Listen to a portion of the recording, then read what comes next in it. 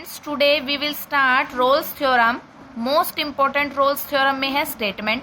First क्या कहती है, if f of x is a function of x such that it is continuous on the closed interval A B, it is derivable on the open interval A B and f of A is equal to f of B, then there exists at least one point x is equal to c between a and b such that f dash c is equal to 0। ये तो है हमारे पास statement. इसका use हमने हर questions में करना है। जैसे एक्सरसाइज 5.8 क्वेश्चन नंबर 1 क्या कहता है, verify Rolle's theorem for the function f of x is equal to x square plus 2x minus 8, x belong करता है -4 to 2 इन closed interval. F of x is equal to x square plus 2x minus 8। ये function polynomial है और क्या है, polynomial है, that means ये कॉन्टिन्यूस भी है और क्या है, डेरिवेबल। फिर रोल्स थ्योरम की हमारी स्टेटमेंट फर्स्ट क्या कहती है, it is continuous on closed interval, derivable in open interval. Third step कहता है कि जो इसके इंटरवल है दोनों ही आपने एफ ऑफ एक्स में रखने हैं, दोनों क्या होने चाहिए, इक्वल। अगर ये दोनों इक्वल हैं तो ही आपकी रोल्स थ्योरम क्या करेगी, सेटिस्फाई। रोल्स थ्योरम सेटिस्फाई करेगी तो f dash x is equal to 2x plus में 2 और तो f dash c is equal to, अब क्या बताया था स्टेटमेंट में, जैसे ही ये दोनों इंटरवल आपस में इक्वल होंगे तो रोल्स थ्योरम आपकी सेटिस्फाई करेगी। और सेटिस्फाई करने पर हम अपनी तरफ से एक पॉइंट एग्जिस्ट करते हैं, x इज इक्वल टू सी। अब हमने एफ डैश एक्स निकाला और उसमें x को चेंज किया c में, f dash c is equal to 2c plus में 2। एफ डैश सी को 0 के इक्वल रखा तो c की वैल्यू आ गई -1। ये जो c की वैल्यू आएगी वो आपकी इंटरवल्स के बीच में लाई करनी चाहिए, बीच में लाई करती है, दैट मीन्स आपकी रोल्स थ्योरम सेटिस्फाई है। क्लियर। फिर है हमारे पास second question, examine if Rolle's theorem is applicable. क्या रोल्स थ्योरम एप्लीकेबल है to any of the following function, इन सब फंक्शंस पर। Can you say something about the converse of Rolle's theorem from these examples. आपको examples देने हैं। F of x is equal to greatest integer of x for x belong करता है close interval 5 to 9। ठीक है। अब greatest integer मैंने पहले भी बताया था, लिमिट वाला जब चैप्टर किया था बेटा, कि कभी भी ग्रेटेस्ट इंटीजर कॉन्टिन्यूस नहीं होता, वो हमेशा फंक्शन डिसकॉन्टिन्यूस होता है। और ग्रेटेस्ट इंटीजर अगर वो कॉन्टिन्यूस नहीं है ना तो वो डेरिवेबल भी नहीं होगा, इसलिए रोल्स थ्योरम इस पर अप्लाई नहीं होगी। फिर है इसी का सेकेंड पार्ट भी यही कहता है कि f of x is equal to greatest integer of x for x belong करता है -2 से 2। ये भी ग्रेटेस्ट इंटीजर है, दैट मीन्स ये भी कॉन्टिन्यूस भी नहीं होगा और डेरिवेबल भी नहीं होगा, तो रोल्स थ्योरम इस पे भी एप्लीकेबल नहीं है। फिर थर्ड पार्ट है f of x is equal to x square minus 1। अब ये फंक्शन पोलिनोमियल है, कॉन्टिन्यूस है, डेरिवेबल है, पर अब थर्ड स्टेप हमारा ये चेक करते हैं क्या इन दोनों के इंटरवल आपस में इक्वल है। तो हमने एफ ऑफ 1 रखा तो 0 आ गया, एफ ऑफ 2 रखते हैं तो हमारे पास 3 आ गया। अब एफ ऑफ 1 और एफ ऑफ 2 दोनों इक्वल नहीं है, दैट मीन्स ये भी डेरिवेबल नहीं हुआ, फिर तो रोल्स थ्योरम सेटिस्फाई नहीं करी।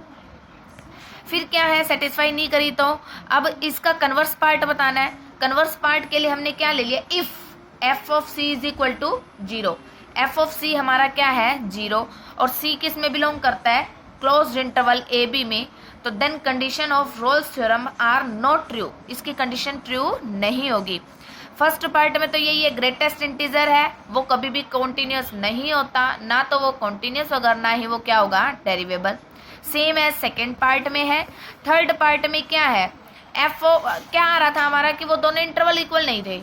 जब इंटरवल इक्वल नहीं होते ना तो हम उसका डेरिवेटिव करके देखते हैं। डेरिवेटिव करने पर एफ ऑफ 2 और एफ डैश 2 दोनों इक्वल रख के देख लो, अगर ये इक्वल आते हैं तो ये कॉन्टिन्यूस होगा और रोल्स थ्योरम सेटिस्फाई करेगी, अदरवाइज नहीं करेगी। क्लियर। थर्ड क्वेश्चन क्या कहता है, if f from -5 to 5 on close interval tends to R is a differentiable function and if f dash x does not vanish anywhere then prove that f of -5 not equal to f of 5। सबसे पहले क्या है statement हमारी, f is continuous on, मैंने interval ले लिया एक बार a और b, कि ये इंटरवल क्या है हमारे पास a b। फिर f is derivable in open interval A b, f of a is equal to f of b, और फिर क्या कहता है f dash c is equal to 0, जिसमें c किस में बिलोंग करेगा, a और b में। बट इसने क्या रखा है, क्या गिवन दे रखा है कि ये कॉन्टिन्यूस भी है और डेरिवेबल भी है। पर f dash c not equal to 0, हमारे पास f dash c not equal to क्या है, 0 है, क्योंकि इसने कंडीशन यही दे रखी है कि f dash x does not vanish. इसका मतलब f dash c not equal to 0 है।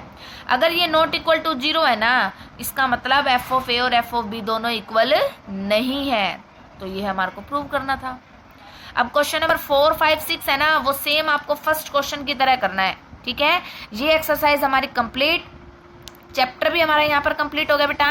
अब मैं मिसलेनियस एक्सरसाइज में जो जो क्वेश्चन मुझे लगता है आपसे नहीं हो सकते वो क्वेश्चन मैं कर रही हूँ। ठीक है, देखो नेक्स्ट मिसलेनियस एक्सरसाइज, स्टार्टिंग के जो 4 क्वेश्चन है बेटा ये तो आप खुद से कर सकते हो। आप देखो क्वेश्चन नंबर 5 क्या है, y is equal to cos inverse x by 2 divide में square root of 2x plus में 7। कर तो आप ये भी लेते हैं, पर थोड़ी सी स्टेटमेंट मुश्किल आ गई, इसीलिए मैंने सोचा चलो कर दो। u बाई वी लगाओ, v as it is u का derivative minus u as it is derivative of v divide में v का स्क्वायर, तो रूट कट जाएगा। तो यहाँ से v as it is cos inverse का derivative minus 1 upon square root of 1 minus x square, और फिर x बाई 2 का डेरिवेटिव। यहाँ से cos inverse x by 2 as it is root x का 1 बाई 2 रूट x, और d बाई डी एक्स किसका, 2x plus 7 का, नीचे वाली डिजिट एज इट इज। फिर ये 2x प्लस 7 रूट में एज इट इज, और इसका आप एलसीएम लेते हो तो ये बन जाता है 4 माइनस एक्स स्क्वायर, और 4 जो रूट में होता है वो रूट से बाहर निकल के 2 बनेगा, वो 2 ऊपर आ जाएगा। ठीक है, पर एक मिस्टेक होगी बेटा, ये माइनस में था, मैंने माइनस लगाया नहीं। ये देखिए यहाँ पर बेटा माइनस में चल रहा है ये।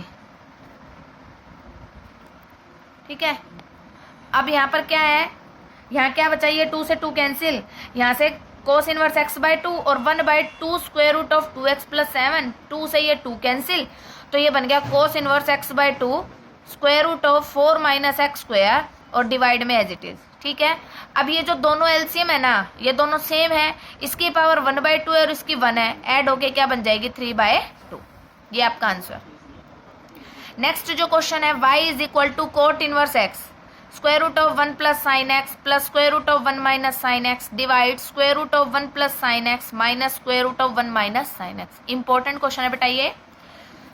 1 को हम लिख सकते हैं cos square x by 2 plus sine square x by 2, sine x को लिख सकते हैं 2 sine x by 2 cos x by 2, सब जगह ये लिख दिया।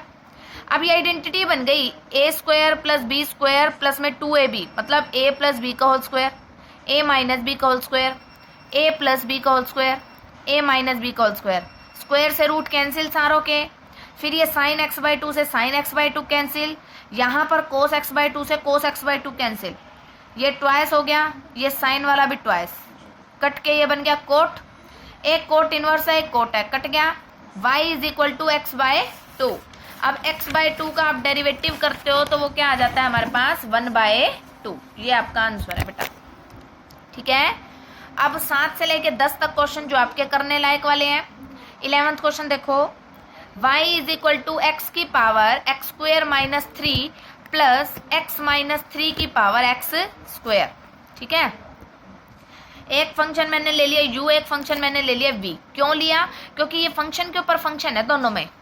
y का derivative dy by d x, u का derivative du by d x, और v का derivative dv by d x. u मेरे पास है x की power x square minus 3, both side log किया, लॉग के साथ कोई फंक्शन पावर में तो उसकी आगे आ जाएगी power, with respect to x derivative करते हो 1 by u d u by d x is equal to u into v लगाओ, u as it is v का derivative plus v as it is u का derivative. ठीक है, फिर next step में ये जो 1 बाई यू है वहां जाके u हो जाएगा, और फिर यहाँ पर u की वैल्यू। सेम आपको v का डेरिवेटिव करना है, v is equal to x minus 3 की whole power x square, both side log करते हो, log v is equal to log x minus 3 की whole power x square, power आगे आ जाएगी, फिर इसका भी with respect to x derivative करते हो, यहाँ से dv बाई डी एक्स निकलेगा, एक du बाई डी एक्स आया, एक dv बाई डी एक्स, दोनों को ऐड करना है, ऐड करके ऊपर जो स्टार वाली इक्वेशन है इसमें पुट कर देना। क्लियर। 15 का क्वेश्चन देखो, 12, 13, 14 आपके करने वाले हैं बेटा। 15 देखो, इफ x माइनस ए का square plus y minus b का square is equal to c square for some c greater than 0, then prove that, आपको क्या प्रूव करना है, 1 plus d y by d x का स्क्वायर और पूरे की पावर 3/2 डिवाइड में d square y by d x square is a constant और independent of a and b. Given statement है, इसका मैंने with respect to x derivative किया, फिर 2 पूरे में से कॉमन आ गया। कॉमन आने के बाद मेरे पास स्टेटमेंट बच गई ये,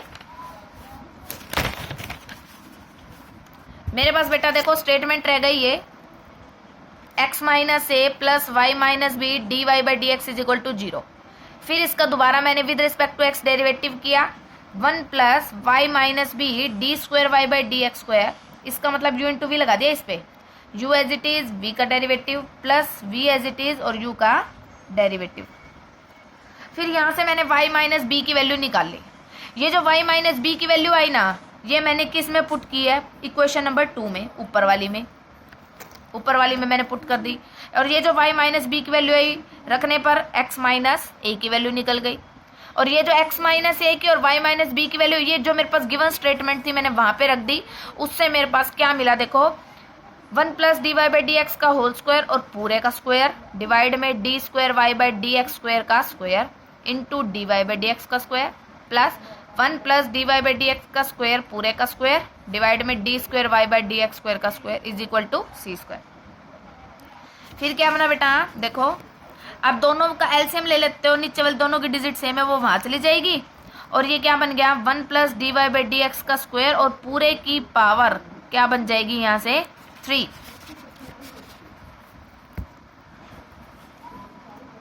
बनेगी। एक सेकंड बेटा,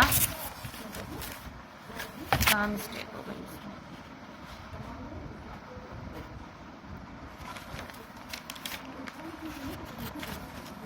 ये इनटू में d y by d x है बेटा, अब ये पावर बन गई 3 और यहाँ से c square d square y by d x square की होल पावर 2। तो ये हो गया 1 plus d y by d x का स्क्वायर। और अब यहाँ इस 2 को हटाने के लिए हमने स्क्वायरिंग बोथ साइड किया, तो यहाँ पर क्या हो गया, डिवाइड में 2, या रूट कर देते हैं ना इसके ऊपर। तो ये यहाँ से ये कट जाएगा, यहाँ रह जाएगा c, इसकी ये कट जाएगी, ये डिवाइड में आ गया और ये बन गई 3/2। यही हमें प्रूव करना था, where c is a constant और independent a and b। Clear. 17 का जो क्वेश्चन है, x is equal to a cos t plus t sin t, y is equal to a sin t minus t sin t। यही है बेटा, find करना है आपको सेकेंड डेरिवेटिव और मेंशन करनी है डोमेन वैलिड करती है या नहीं। x दे रखा है, इसका dx बाई dt निकालते हो आप, ये आ गया at cos t। y दे रखा है, इसका dy बाई dt निकालते हो, वो आ जाएगा हमारे पास at sin t। ठीक है। फिर हमने निकाला dy by dx, dy by dt divide में dx बाई dt। ये करवा चुकी हूँ ना मैं, ये एक्सरसाइज इम्प्लिसिट फंक्शन जो बताया था आपको पेरीमीटर वाला। तो इससे हमारे पास आ जाता है टेंजेंट t। अब टेंजेंट की वैल्यू है ना तो उसमें जो t है ना तो वो 0 हो सकता क्योंकि ये t टेंजेंट के साथ एंगल है, और ना ही ये वैल्यू ये हो सकती है 2n+1 इंटू पाई बाय 2। फिर हम सेकेंड डेरिवेटिव निकालते हैं। जब भी इम्प्लिसिट फंक्शन होता है ना, जब d y by d x निकालते हो तो दो फंक्शन को डिवाइड करते हैं, तो सेकेंड डेरिवेटिव के टाइम हम क्या करते हैं, अब सेकेंड डेरिवेटिव मैंने विद रिस्पेक्ट टू टी निकाला सीकेंड स्क्वायर टी, तो इनटू करते हैं D T by d x. ये फॉर्मूला है बेटा, ये हमेशा ऐसे होता है। तो D T by d x 1/80 cos t, तो ये 1/80 1/कोस सीकेंट होता है और secant into secant square secant cube T. तो इसमें भी टी की वैल्यू 0 नहीं हो सकती और टी की वैल्यू ये नहीं हो सकती, ये दोनों कोस की वैल्यू होती हैं, तो ये आर में से माइनस हो जाएंगे। क्लियर। यहीं तक क्वेश्चन कर लेना, इसके बाद जो बचे हुए क्वेश्चन है वो हम नेक्स्ट वीडियो में करेंगे बेटा। ठीक है, ओके, थैंक यू।